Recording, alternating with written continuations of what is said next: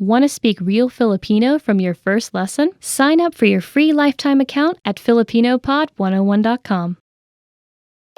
There are a lot of people working to learn another language, but there are also a lot of people who grew up speaking 2 or more languages without even thinking about it. If you're able to speak 2 languages, you're bilingual. If you can speak more, you're multilingual. In many countries, being bilingual or multilingual is normal or even expected. But in some countries, people grow up speaking and learning 1 language. If you speak 1 language, you're monolingual.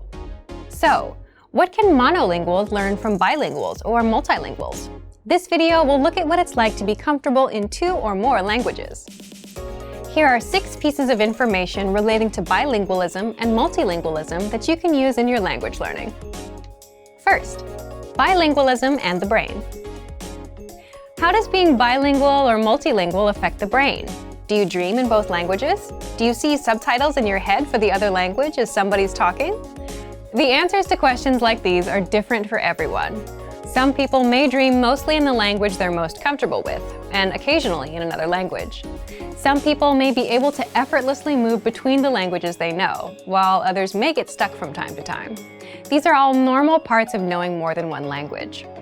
People who were exposed to another language since birth may have certain advantages in language acquisition over monolinguals. They may already be familiar with certain sounds and sound combinations that monolinguals are not familiar with. As a language learner, you're probably quite familiar with this. If you've already mastered a language and have decided to start learning a new one, you're probably going to unconsciously make connections to words in different languages. You'll think to yourself, this word has the same vowel sound as another word I know, so it should sound pretty similar. When it comes to studying things like new vocabulary words and grammar, however, monolinguals, bilinguals, and multilinguals all need to spend time learning and memorizing. So in your own learning, don't be discouraged by people who speak your native language and your target language. They may have had a totally different learning experience than you. Consider your language studies, not language abilities. Second, language mistakes and confusion. You may be wondering if bilinguals ever confuse languages in their heads. Generally, people who are fluent in multiple languages can separate the languages mentally. However, there are situations where people momentarily forget words, even in our native languages, or we think of a word in one language but not in another. In some cases, we might even want to use a word that exists in one language but not in the other.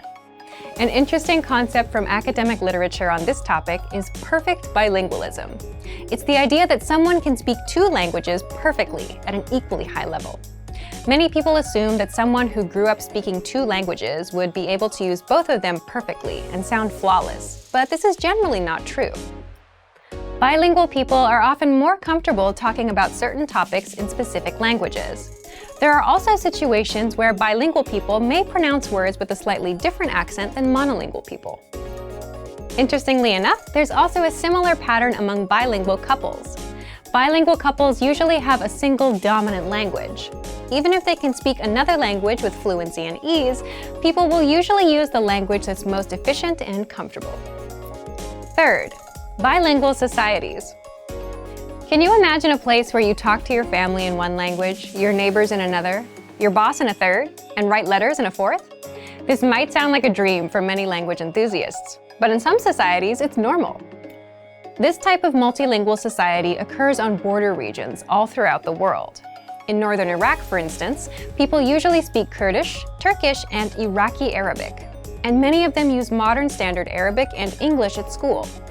In some parts of China, people might learn English at school, speak their city's dialect of Mandarin when out shopping, speak standard Mandarin at work, and perhaps even speak another language when at home with their families. Some of these people might even say they're bad at languages. When people say this, it's often because they grew up using these languages, not learning them in school. When they were using a language at a friend's house and got their pronunciation corrected, there was no anxiety involved. This kind of learning is different than learning in a school setting, where tests and classrooms can cause pressure and discomfort. Media exposure plays a huge role, too. Many people around the world are functionally bilingual in English thanks to TV and YouTube. Sometimes parents, even in societies where people speak several languages, will put on educational English videos for kids to watch. But what's even more fun is something that's enjoyable for the kids that's already in English. You can do this too as an adult language learner. There's a time and a place for coursework, but if you're able to shut off the learning part of your brain and simply absorb content you're interested in, you'll be surprised at what you can pick up after a couple of months. Fourth, heritage languages. You might know someone from an immigrant family who speaks a different language at home than they do with everybody else. That language is referred to academically as a heritage language. Basically, a language that someone learned at home without using it very much anywhere else. You can imagine that such an arrangement would produce huge variation in language ability. Some people have heritage languages that they learn from visiting their grandparents once a week. Others learn through rigorous homeschooling routines enforced by their parents. Heritage learners often have some marked differences in their speech compared to speakers who grew up in a monolingual environment. They might have an accent that's affected by the dominant language they grew up with, or they might feel uncomfortable using some grammar or vocabulary that they're not as familiar with. But on the other hand, they might be able to smoothly use things like tone, grammatical gender, and other aspects of language that are extremely difficult for learners to master. Their listening comprehension is also likely good. Another big difference is in reading and writing. You probably don't remember, but reading and writing took time to learn. It may be difficult to motivate yourself or a child to learn to read or write in a new language, especially if that language has a different and complicated script. We may be tempted to rely on the reading and writing skills we already have instead of learning something new. If you have a heritage language and you're working on reactivating it, be kind to yourself. Maybe you feel like you should know how to read or write in your heritage language, but you don't. And that's okay. You can work on building those skills as any other language learner would. A great way to build literacy is to read text with audio that you can listen to at the same time. You can use the lesson notes from our language learning program or watch videos with subtitles. This is easy to do from the comfort of your home. Fifth, gaining fluency in a second language. There's a lot of divided discussion about whether it's possible to learn a language to a native level. It's important to consider what native level means. Maybe a native speaker of your target language can talk about their work flawlessly, but they can't speak in depth about a topic beyond their field. You don't expect yourself to be able to talk about absolutely everything with 100% perfection in your native language, so don't expect that you'll magically be able to communicate perfectly in the language you're learning either.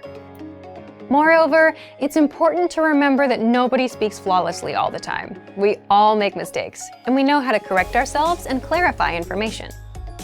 The best speakers in the world make mistakes, even on stage. Everybody's stumbled over their words before. Does that mean they're not fluent in their own language? Of course not. You can do some amazing things to get a native-like accent in a foreign language, but they all take a great deal of work. Lots of people convince others that they're native speakers for the first few minutes of conversation. Does it really matter if you end up making mistakes after 40 seconds? 40 minutes? Remember, the perfect speech is not required to speak like a native. As we've talked about in this video, lots of bilingual and multilingual people have strengths and weaknesses too. Sixth, can a bilingual person forget a language? Language skills can deteriorate over time if they're not used. If you're very busy with one language and rarely use the other, you might see a drop in your abilities in the language you don't use as often. Completely forgetting a language takes a very long time, though. While you might forget a word here and there in one language, you likely won't lose a language completely unless you don't use it for decades. This is something to think about for anyone who is considering spending their life in another country. Make sure to keep your language skills up. Otherwise, as time goes on, things may be harder and harder to remember. Being bilingual or multilingual is pretty interesting. A lot of language learners compare themselves to bilinguals or multilinguals. Remember that bilingual and multilingual people put in work too, when they were kids. So don't feel discouraged if it seems like your own learning is slow. It simply takes time, and that's true for everyone. For even more tips and information related to language learning, check out our complete language learning program. Sign up for your free lifetime account by clicking on the link in the description. Get tons of resources to have you speaking in your target language. And if you enjoyed these tips, hit the like button, share the video with anyone who's trying to learn a new language, and subscribe to our channel. We release new videos every week. I'll see you next time. Bye! Want to speed up your language learning? Take your very first lesson with us. You'll start speaking in minutes and master real conversations. Sign up for your free lifetime account.